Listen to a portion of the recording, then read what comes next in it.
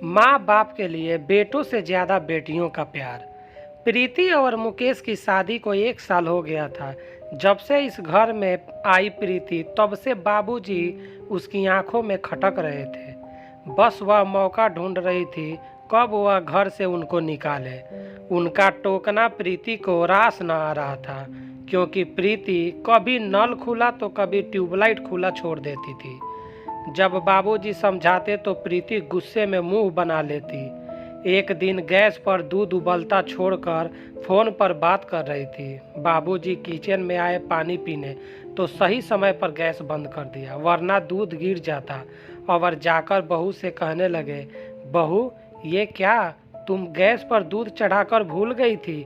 अगर मैं सही टाइम पर नहीं जाता तो दूध गिर जाता। बाबूजी, पर गिरा तो नहीं ना, तो आप अपने काम से काम रखिए, मेरे काम में दखल अंदाजी न करें।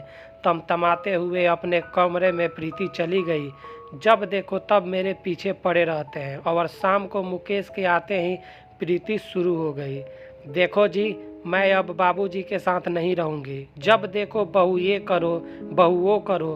बहू तुमने ये काम ऐसे क्यों किया, मैं तंग आ गई हूँ। अब इस घर में या तो बाबूजी रहेंगे या फिर मैं रहूँगी।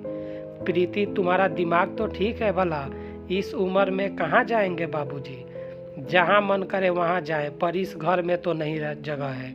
वैसे ये घर मेरे नाम पर है, यही मैंने सबसे बड़ी गलती की जो घर तुम्हारे नाम पर कर दिया। अगले दिन मुकेश की बहन सुमन आती है। भैया ये क्या सुन रही हूँ, आप बाबूजी को वृद्धाश्रम भेज रहे थे। नहीं, तुमसे कौन कहा। भाभी फोन की थी। तब तक किचन से निकलते हुए साड़ी से हाथ पोंछते हुए प्रीति आई। हाँ मैंने फ़ोन किया था, मैंने वृद्धाश्रम पर बात कर ली है। 1-2 दिन में हम वृद्धाश्रम पर बाबूजी को छोड़ देंगे। पर तुमने मुझसे एक बार पूछा नहीं। आपसे क्या पूछना, जब घर मेरा है तो मेरे हिसाब से होगा।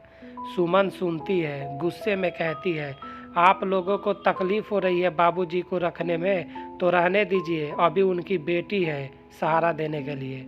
आज के बाद बाबूजी मेरे घर पर मेरे साथ रहेंगे, ना मैं उनके लिए पराई हूँ और ना वो मेरे लिए। मुकेश ने बहुत समझाने की कोशिश की, पर सुमन को लगा कि इन सब में भैया भी मिले हैं। उस दिन के बाद बाबूजी अपनी बेटी के साथ रहने लगे। समय बीतता गया।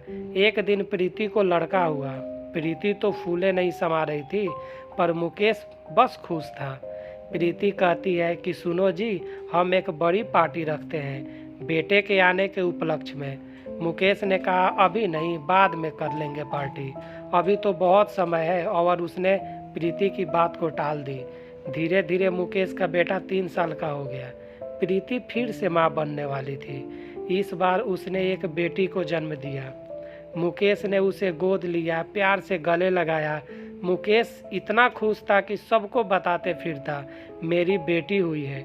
उसने बेटी के होने के उपलक्ष्य में शानदार पार्टी रखी। ये सब देखकर प्रीति के मन में सवाल उठ रहे थे।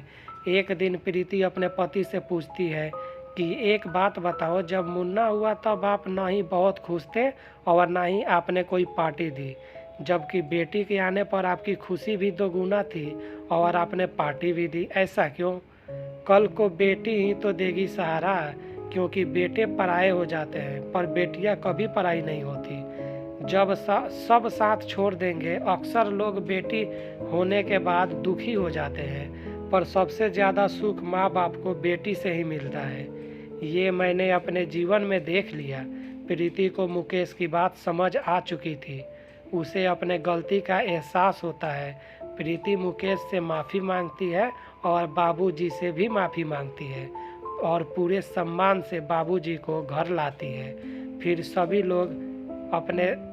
लोग एक साथ अच्छे से रहने लगते हैं। दोस्तों, अगर वीडियो अच्छी लगी है तो लाइक करें, सब्सक्राइब करें और ज़्यादा से ज़्यादा शेयर करें।